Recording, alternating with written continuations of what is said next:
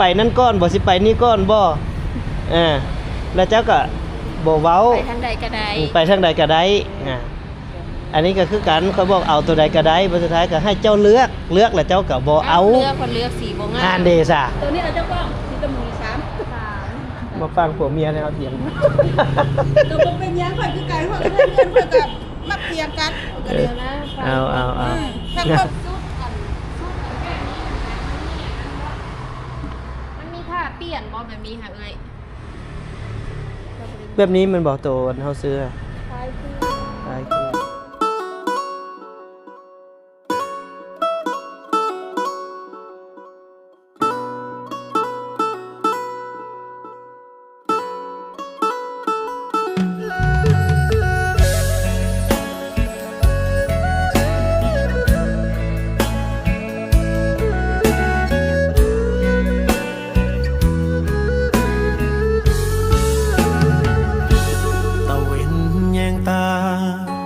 เวลา6 โมงแลงบัวควายกำลังเข้าแหล่งแกว่งหางไล่ยุงในคอส่วนตัวของเฮาเมื่อรับจ้างเขาอยู่เมืองบางกอกมานอนไล่ยุงในตรอกขายแห้งสู้แบบวันต่อวันป่านนี้บ้านเฮากินข้าวแลงห่วมผ้ามวนใจจำปนปลาเค็งแม่ไข่ลวกยอดผักใส่ข้างบ้านมาเดินกินข้าวเสียงยายเท่าเอาลูกหลานแต่เฮาหลายปีที่ผ่านวิ่งไล่ความฝันต่อไปพ่อแม่ที่รอข้าวกินบ่พอมอมแลงจึงเร่เข้ามาขายเองเบ้ามาน้ำตาสิไหลนี่ท้อกอสอกะแห้งจันจอเพิ่นเที่ยวมาไล่ทบดอกทบต้นสิหาเอาใส่ทางเดียวเฮ็ดได้ก็คือขายตะเวนแยงตาคิดฮอดทุ่งนาบ้านเฮาหลับตาเห็นผู้สาวเก่าได้ข่าวว่าใกล้วันแต่งดีใจน้ำพันบ่กล้าไปเอิ้นขวัญเจ้าคำแพงทุกมื้อเลิกงานยามแลงโทรหาแม่พ่อเติมฝันออกเมื่อบาทนี้หลังจากที่เพิ่นไปซื้อเครื่องสำเร็จซื้อเครื่องใช้อีกวันนี้นะซื้อโต๊ะซื้อตั้งเมื่อพี่น้องเลยเมื่ออยากไปเบิ่งพระกังจะสิทันยันพระทรงนี่เอาเมื่อนี่เขาก็แวะเลยอยู่ทางเมื่อนี่แต่ว่าบ่จื้อแล้วนะว่าอยู่จุดใดเพิ่นบ่ทันได้กินข้าวง่ายได้นี่มากินข้าวเลยน้องน้ำมากินข้าวไหมช่วงนี้มันไผก็บ่ค่อยสบายอยู่ตลาดเข้าไปมีแต่คนไทยนะมีแต่คนเป็นไทยอยู่ใส่เนาะค่อยเลยลืมเลยเด้อน้องน้ำเลยน้องน้ำได้ยินบ่พวกแถวๆนี้แหละแต่บ่ฮู้ว่าแนมช่วยกันนะดอกลำพูมีอย่างไม่ได้เอาเลยบ่เพิ่นเอาเมื่อแล้วแถวนี้นะพี่น้องแต่บ่ฮู้ว่าอยู่บนไหน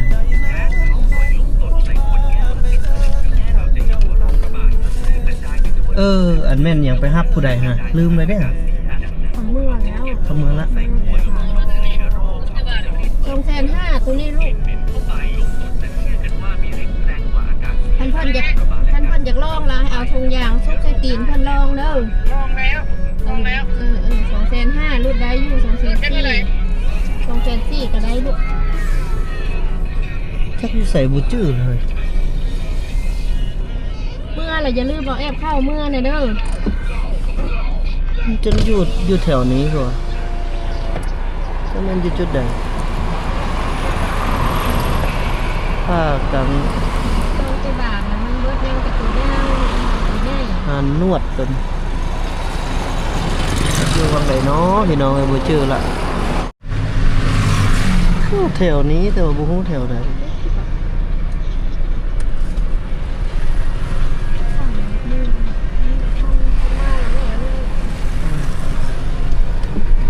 แต่อยู่ฝากเบื้องนั้นแหละ ตอนนั้นมันมีโซฟาเนาะ ใช่เครื่องเย็นที่นี่น่าจะแถวนี้มั้งซองนี้แต่ ไม่เป็นเป็นลมปกติมันกลับหัวไป ผ่าเครื่องอยู่บอกเขาบ่เห็นโทรมาเลย ขายตัวนี้ราคากับหัวอยู่กอง มีแต่เฮือนหลังใหญ่ๆเลยพี่น้องแต่ก่อนมันกระเจ้าปุ๊บออกมาก่ายเสาไฟ แล้วโครงการพัฒนามาแล้วก็กระเจ้าก็แนบเข้าไปเดเห็นแล้วนี่หมดแล้วจอดนี่เลยล่ะจอดนี่เลยเอาโซฟาป่ะ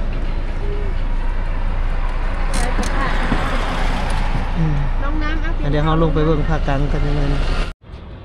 ไปเบิ่งเดี๋ยวไปเบิ่งภาคกลางจังหน่อยนึงเพราะว่าภาคกลางอยู่เฮือนยังใส่ปองเยี่ยมยังบ่มี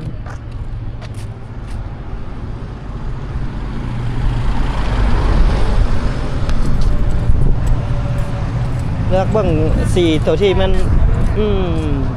ตัวนี้เดี๋ยวเห็นบ่ตัวยาวบ่ตัวนี้ครับเพิ่นอันนั้นเด้เพิ่นใส่แบบผ่าเลยผ่าเฮือนหั่นน่ะคักเนาะสบายดี โดยเบิ่งผักกังแม่นบ่แม่นแพรตัวนี้บ่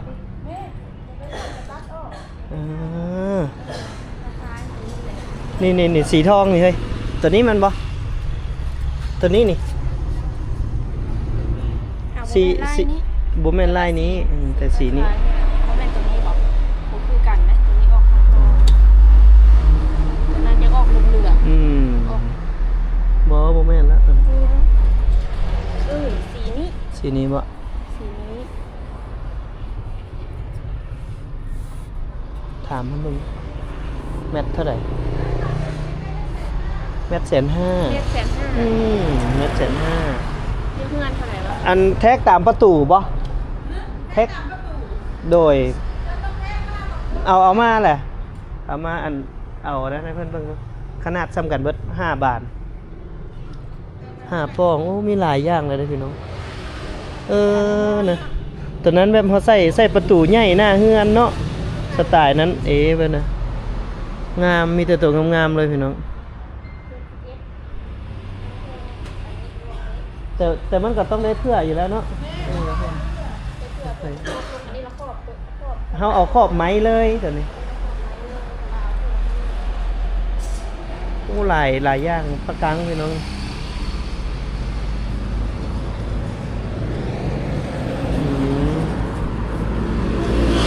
แมท150,000 กีบกับ200 บาทประมาณนั้นคือต้องได้สั่งเอาบ่คือว่าโดยบัดแล้วเขาจังมาเอาเนาะอันนี้ระบาดเนาะอันยามีเนาะ โดย ขอบนั้นหาขอบนี้บ่ยังไม่ได้เผื่อบ่ ยังบ่เพื่ออันนี้ แทกขอบนี้ โดยแท้ขอบวงกบเลย รุ่นเก่าว งกบรุ่นเก่า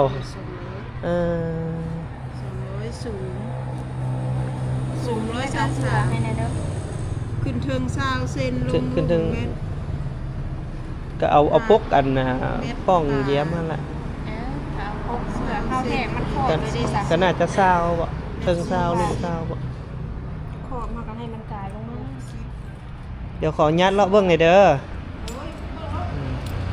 เบิ่งพี่น้องหลายมีทั้งเสื้อนอนนำใดที่เพิ่นขายเนาะร้านนี่ก็อยู่ตั้งอยู่บ่อนกายไฟแดงสี่แยกลัก4มานี่มีแต่ผืนงามๆเลย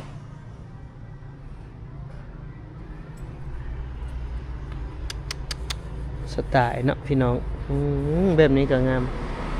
แบบนี้ก็คักมีหลายรูปหลายแบบ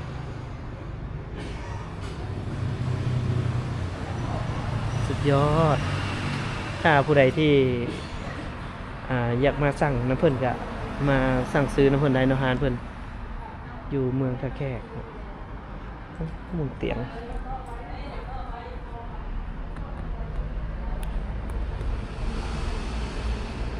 เครื่องเฟอร์นิเจอร์ก็มี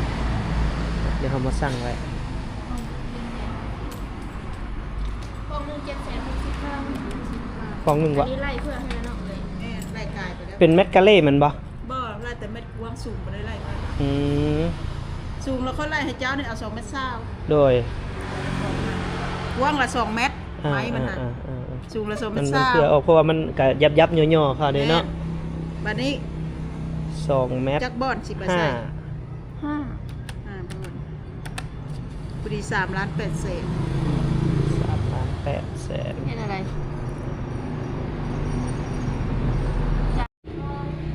ตามใจเจ้าโลดซะค่อยเว้าแล้วก็เจ้าก็เปลี่ยนคือเก่าค่อยสีไป4ฟุตเจ้าก็ยังว่ามันก็มืด หักค่อยเสือขั้นสีทองกับสีตะหมูแล้วค่อยมักสีตะหมู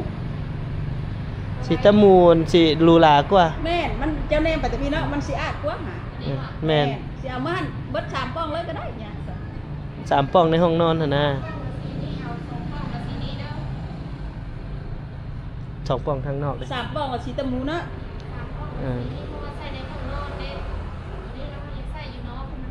ให้มันคล้ายคือกัน ก็คือเดี๋ยวก็ค่อยถามทางเจ้าแหละสิไปนั่นก้อนบ่สิไปนี่ก้อนบ่แล้วเจ้าก็บ่เว้า ไปทางใดก็ได้ ไปทางใดก็ได้อันนี้ก็คือกันเขาบอกเอาตัวใดก็ได้บ่สุดท้ายก็ให้เจ้าเลือกแล้วเจ้าก็บ่เอา เลือกคนเลือกสีบ่งาม อ่านเดซ่ะ ตัวนี้เอาเจ้าป้องสีตะหมู3 มาฟังผัวเมียในเอาเถียง ก็บ่เป็นหยังค่อยคือไก่ค่อยเพื่อนค่อยก็มักเถียงกันก็เด้อนะ เอา ทางพ่อเมียแล้วจะเลิศเด้อสิบอกให้เด้อ เอาตามนั้นพี่น้องเลยผู้ใดหากระเขียนคำคมไป ฟังความเมียเราเจริญ ทางพ่อเมียจะเลิศ แม่นถึงละคันฟังความหมู่เด้อเอ้ย บ่ได้ทางพ่อหมู่นี่พังเพเบิด ฟังเพลง กินเหล้าก็อย่าพาเมียมึงบ่ให้ดอก เออ ใจอยู่เฮือนบ่จักยากลูกยากเต้าสิจังครบเบิด ตอนหมู่โทรหาแล้วเป็นอะไรไวขนาดมันบ่ บ่ได้ บัดตอนเมียโทรมา ซาๆ จักหน่อย ก่อนได้ศูนย์ละที่เมียอยู่เฮือน เอ เนาะ อ ครับกับบ่ครับ จักอันใด จักเวียกอันนั้นจักเวียกอันนี้เนาะ จักอันใดจะเฮ็ดน้ำลูก เอาฟังเอาเด้อพี่น้องเอ้ย ได้จักอันใดจะเฮ็ดน้ำแร่น้ำง่ายยกมันศูนย์ได้ ฟังเอาเด้อพี่น้องมนุษย์ผัว อันนี้คือคำเห็นของเมีย แล้วผู้ที่คิดว่าอยากอัน เออ ลิ้นเสพพันสามาคิดแน่ คิดใหม่เนาะผู้หาเงินเก็บเงินโอ้ สาวเขาบ่ได้นึ่งข้าวให้กินเด้อ จังว่านี่แหละเอา อันนี้14ล้าน8แสน มื้อนี้บ่เตียงมาฟังบทเรียนจากเอื้อยเพื่อเอาไปประยุกต์บ่เตียงคำมาฟัง เสียงข้ามเลยนี่นะ มาฟังคำคิดคำเห็นเพื่อเอาไปประยุกต์ใช้ในชีวิตประจำวันของตัวเองฮะเบิ่งไปเบิ่งก่อน 14ล้าน8แสน ตัวนี้มันก็เปลี่ยนผ้าได้บ่เอ้ยตัวนี้เปลี่ยนบ่ได้เนาะมันเป็นหนังติมันเป็นหนังได้ ตัวนี้มันเป็นหนัง เอ มัน อ เซ็ต คักเนาะ ได้ คักเจ้าคือบ่ซื้อตัวนี้สินะ เอาตัวนั้นกระดาว ตัวนี้มันอันฮอดใส่สุดมัน นี่สาเขตนั้นมานี่เลยนี่ เขตนี้ นี่เขตตัวนั้น เขตตัวนี้บ่แม่นบ่เลยบ่นี่ แม่นว่าอะไรเนาะตัวนี้เนาะ เขตนี้มานี่ถ้าเฮ็ดอันห้องนั้นแล้วก่อน ต้องได้เอาไปใส่อยู่หั่นอยู่แล้วคันว่าสิใส่อยู่บ่อนจักล่ะจักสิใส่อยู่บ่อนใด ผ้าตัวเก่ามันขาดกว่านั้นก่อนเนาะ อืม ตัวเก่ามันก็ยังดีอยู่พอแต่ผ้ามันสุดอันแบบนี้นะมันมีผ้าเปลี่ยนบ่แบบนี้ค่ะเอ้ย แบบนี้มันบอกโตอันเฮาซื้ออะ คล้ายคือ ตายคือ แต่อันนี้มันเป็นรุ่นดีว่าขายเท่าไหร่ แต่รุ่นหนังนี่สิโอเคกว่าค่อยว่า รุ่นหนังก็มา เฮ็ดห้องรับแขกใหม่บ่ก่อห้องรับแขกใหม่อยู่ทางลุ่มเดี๋ยวเอาโต๊ะนี้ไปใส่หมู่มาแหละนั่งอยู่ลุ่มบ่บ่ขึ้นเทิงเฮือน เ เอาโต๊ะเอาโต๊ะไม้หันลงเนาะเทพื้นแล้วเอาโต๊ะสุดอันนั้นหันลงมันบ่ ตัวนี้เอาไว้นี่ อืมเอาเดี๋ยวจัดแจงก่อนย้ายคอกรถออกอีก หาเงินก่อน หาเงินอีกก่อนช่วงนี้บ่มีผู้อุปถัมภ์ค้ำสู้เลย หายไปใส่เบิดเนาะมาอีกแน่เด้อมาซอยเติมอีกเด้อ เห็นอยู่ในเฟซน้ำลายค่ะ อืม เอาผู้บ้านแท้เฉพาะจังหวัดมักท่าแต่แถวเทิงเนาะ แมนอันนี้ก็โปรโมทหารให้เลย โปรโมท โปรโมทหารให้เพิ่นเลย ร้านเจออยเด้อ ร้าน ขาย เจ๊ ป อ้ ระ อย กันขายโซฟาราคาถูกราคาถูกเองบ้านเตียงค่ำด้วยซะ โดย เด้ ก็มา นี่ เป็น เพิ่นให้ เออ เพิ่นให้ เอ เบิ อ ด ก็กระได้ทั้งเหนือเลยจ้ะ โดยพี่น้องทั้งท่าแขกนี่ก็โอ้เขาเจ้าอันนั้นอยู่ได้ติดตามหลายอยู่ได้ บ้านทั้งน้ำมือน้ำแมว บ่ว่า บ่ เจ๊เพิ่นก็น้ำมือน้ำแมวแหละ อื เจ๊ถามนี่ก็ดี มคักแหละน้ำเมยกับไทยแทรกแหละเนาะไทยแทรกเลย ก็ติดตายอยู่ได้ โดย ว่าเป็นพี่สร้างงานบอลสบ้านสะพอนก่อนไทยบ้านสร้างงาน สบัดซุปอ่อนครับบ่ บ้าว่าตายแล้วก็คือไปผังไว้ ฆ่ากัน กินเหล้าเนาะกันแล้วค้อนย้อนอยากกินเลือดแปลงปัญหาคือผู้เสียชีวิตน่ะนะผู้ตีอะไรฝากเงินนะผู้เสียชีวิตนั้นไปซื้อเลือดอยู่ตลาดมาแล้วแหละบ่เจอเดียวแหละอันผู้เสียชีวิตแล้วเอาเลือดไปไว้ว่าเส้นเลือดแปลงแก้มเหล้านะมาแล้วหาบ่เห็นหาเลือดบ่เห็นโดยหาเลือดบ่เห็นแล้วแหละบัดนี้เราไปนำหัวนั้นมาซอกแล้วพอท่านได้ซอกเราเอาเหล้ามาอ้อยกันก่อนเอาเหล้ามาอันนึงแล้วจักล้มกันเพียงแล้วบ่ฮู้เรื่องละหมอตายก็กินจนก้มหัวแล้วนะงูหัวบ่ขึ้นแล้ว บ้านนั้นลากับคนแก่เลยเนาะ แก่แล้ว เพิ่นติดตามอันนี้ บ่ติดตามบ่นั้นบ่ลูกชายเราไปเอาที่บ้านน้ำเมย เออ ไปเอาที่บ้านน้ำเมยแล้วเขาเราพวกสิกินปุ๊ด ม เอาสิพวกสิกินเต้ทำบ้านนี้เราเขาก็ไปทั้งกลางคืนเลยแหละไปแล้วคนลงมาค่ะเขาไปผังแล้ว ฟังเพราะว่ามื้อนั้นแหละ15ค่ำนี่ เออ มือดับ ถือวันชินนี่ก็ แม่น แล้วมัน ครับ ใกล้ก็กินปุ๊ดเขาแล้วเนาะมื้อนั้นเขาสิลืม มื้อ ข้าว ดับ แล้วมื้อสิออกไม้3 อีกอย่างก็เตรียมป่นบัตรแน่ แล้วเขาลงมาเลยได้อยู่นั่นก็ได้เขาไม่ได้อยู่กินซับมันตาย มื้อนั้นก็เฮาโพสต์นะก็โอ้ยตื่นมื้อเช้ามาก็จักเจ้าหน้าที่หุ้มไปใส่เฮา เพราะเขาพันเว้าว่าคือมาพันไว้แท้นะ เอาพี่น้อง FC คือกันเด้อทางพี่ก็ขอบใจเอื้อยๆทั้งหลายที่ติดตามเอาผู้ใดที่อยากซื้อผักกังพี่น้องมาเลยเด้อนี่เด้อหันราคากันเองอยู่กายสี่แยกไฟแดงลักซี่เนาะมาน้อยเดียวบ่ฮอด20 เมตรจำเนาะประมาณ20 เมตรนี่แหละก็สิฮอดหารเพิ่นอย่าลืมเด้อพี่น้องเด้อมีหลายอย่างมาอุดหนุนน้ำกัดงามมีแต่ผืนงามๆเลยไปบัดนี้เด้อไปก่อนเด้อนี่หน้าหารเพิ่นพี่น้องหน้าหารเพิ่นเด็กก็ใกล้ๆครับใกล้ๆครับอันแยกนี่เลยนะจังไดก็มาแวะเบิ่งเด้อพี่น้องเด้อในหน้าหารเพิ่นประมาณนี้เลยเพิ่นยังบ่ทันได้ขึ้นไปครับไปบัดนี้เฮากราบได้ผ้ากางละอีก4 มื้อ3-4 มื้อ5 มื้อใส่ไอ้น้ำโอ้โหนอนรินอยู่หั่นเลยเนาะไอ้น้ำเนาะ ได้สักที โอ้ไม้น่ะก็เพิ่นก็ได้ขายต่างหากเนาะ ได้ไล่ตนเขาจะไล่คือกัน ไรบ่ ไอ้น้ำน่าจะกินน้ำ ออกเดินทางพอดีเจอมาซื้อเครื่องซอย FC ซื้อเครื่องซอย FC พี่น้อยไปจะเอาเดินทางเมื่อเพราะว่ายังใช้เวลาเมื่อนี่ก็2 ชั่วโมงบ่ได้นี่ตอนนี้5 โมงก็7 โมงแรงพุ่นละจังสิฮอดบ้านก็ได้